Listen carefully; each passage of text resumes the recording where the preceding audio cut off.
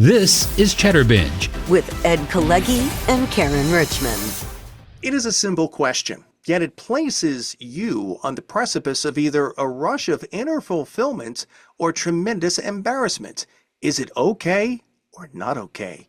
Caryn, these are questions that may help anyone set their own moral barometers. Here we go. The first one, is it okay to arrive an hour late to a dinner party?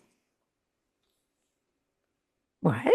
Why would you even have to ask that? I mean, an hour late? No, of course it's not okay. Under what circumstances, unless there was an emergency? No, Fashionably late. an hour? Well, No. is that fashionable? Let's say it's a 4-hour dinner party. If you know what, maybe you don't like the appetizer. You just want to get there for the meat and the potatoes. So you're saying, no, it's not okay to just show Are up you- an hour late. Are you saying yes? No, If I'm you not. are, I'm never inviting you to a dinner party. That would throw me off. Okay, go ahead. Because she knows I'm going to be late. Yeah, you're right. The more I think about this, it's very rude because it is a dinner party and there is a meal being served. And if you just, show up after the salad's been served, you screw the whole thing up. So, all right, you know what?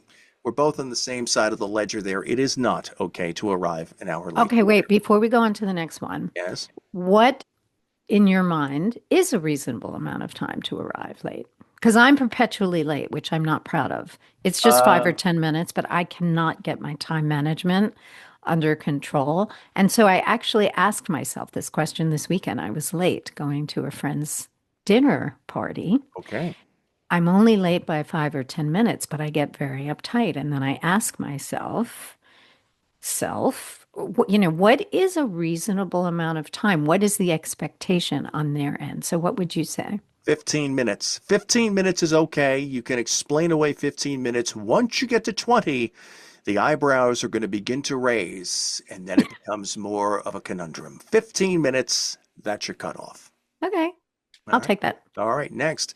Is it okay to have a conversation on your cell phone in a restaurant? Biggest pet peeve, one of them. On a speakerphone, I'll take it a step further. I mean, is it okay? I hate phones. I'm grateful for them, but personally, when I look around in a restaurant and see all the young people on their phones and blah, blah, blah, me on my soapbox here, but, not interacting, what happened to the humanity of our culture and really connecting, plus coming from generations where we didn't grow up with phones. So, is it okay if you have to have a conversation? Sure. But I think for me, I get so aggravated. I turn into my namesake. I turn into a Karen and I have to really shut my mouth because I think it's so rude because everyone talks louder on a phone, So 2 parts. I know this is a never-ending answer. I'm giving you my perspective.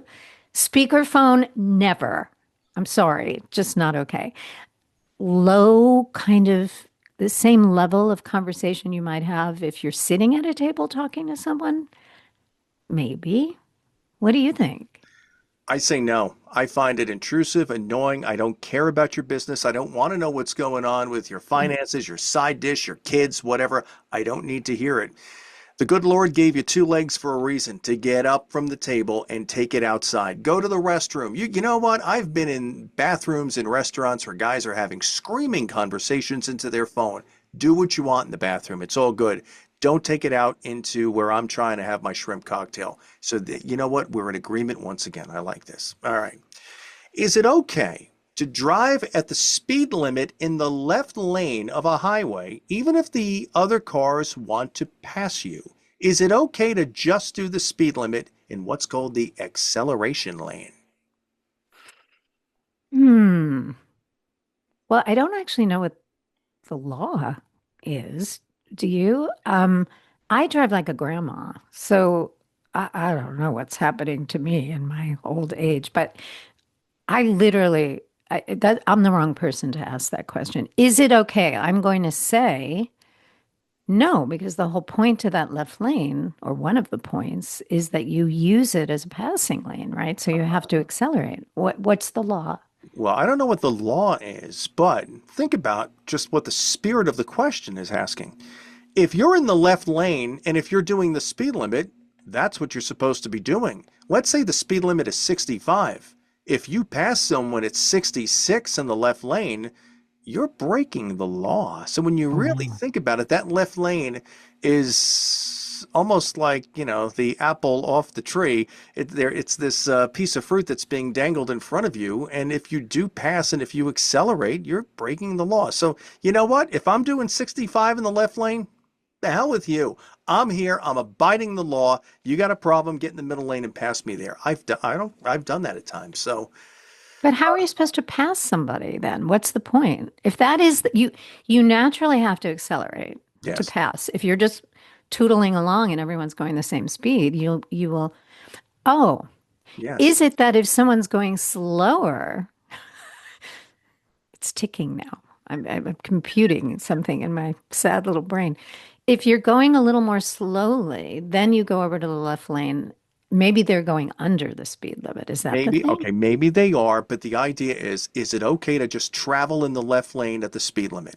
Okay, my Well, answer, final answer, yes, it okay, is okay. it is because you're acting within the law. Once you go above the speed limit, you are breaking the law. Here's another one. Copy that. All right. Okay.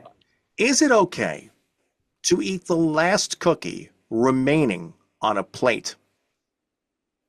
Hell yeah. Who you, Really? why not? Well, we would have to, this is based on circumstances. I mean, where are we? Like, there's endless scenarios where I have to say absolutely, but You and I have shared a situation like this, and you don't even remember this. You and I were at a dinner after the first show we did in Hollywood. We went to Rayo's. We ordered this community dessert, and what we ended up doing that night is we passed it from person to person to person, and each time the person would take their fork and take a little tiny piece of, and I forgot what it was that we ordered.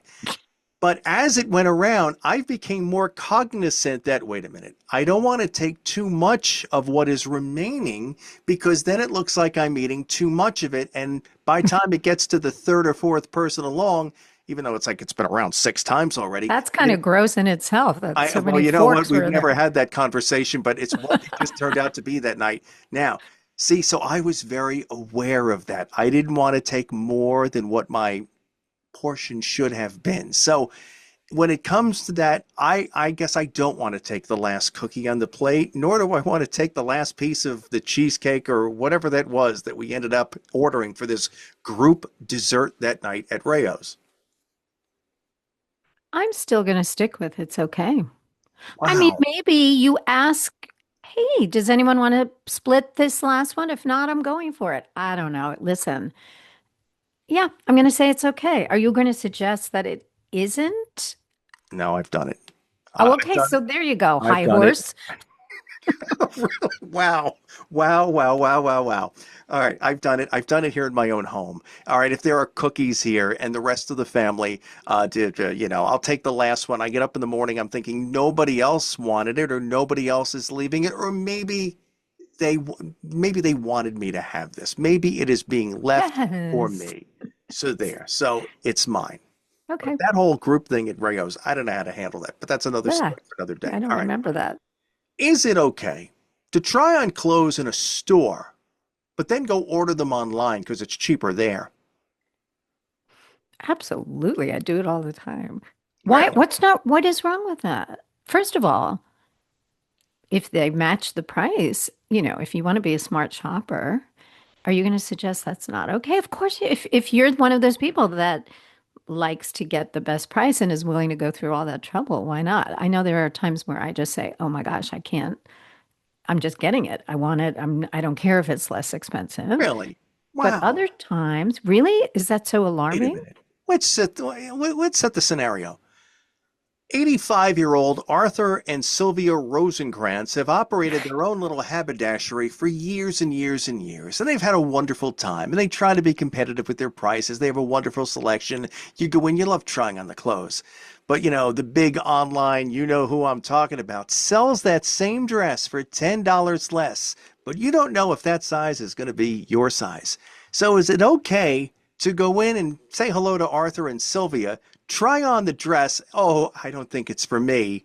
Run home or just sit in the car, order it from the giant online behemoth, save the $10, and just use Arthur and Sylvia for the ability to try on their clothes and leave them. Well, that's mean. And so the way you're positioning it, I don't want to take advantage of them. I want to give them the business. And sometimes, absolutely, I'm very much in favor of small business. So if you're going to present it in that way and shame me, then I'm absolutely going to go with, I'm going to cancel that answer and say, no, it's not okay. See? But you're suggesting there's a motive there. You're saying that it's like a conscious thought process. I'm going to go, I know I'm ordering it from wherever online, but I'm just going to go, sort of cheat the system a little bit and go try it on to see. I don't think that's what I was suggesting. I think I was just saying, yeah, it's okay if I feel like I can get a better price. Like sometimes, have you never done this where you just like pick up your phone and Google it and see what the price might be? I've done Yes. that. Oh, I do that all the time. Yeah. Okay. Is that wrong? We're No, consumers. we're Okay. consumers. But am I going into some tiny store to try on that same item to decide whether or not I want to order it somewhere else? I don't know.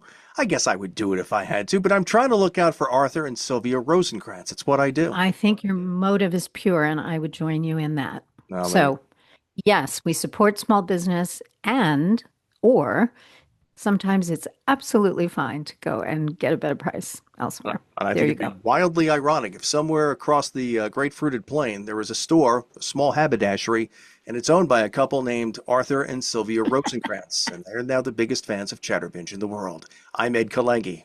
And I'm Caryn Richman, and this is Chatterbinge.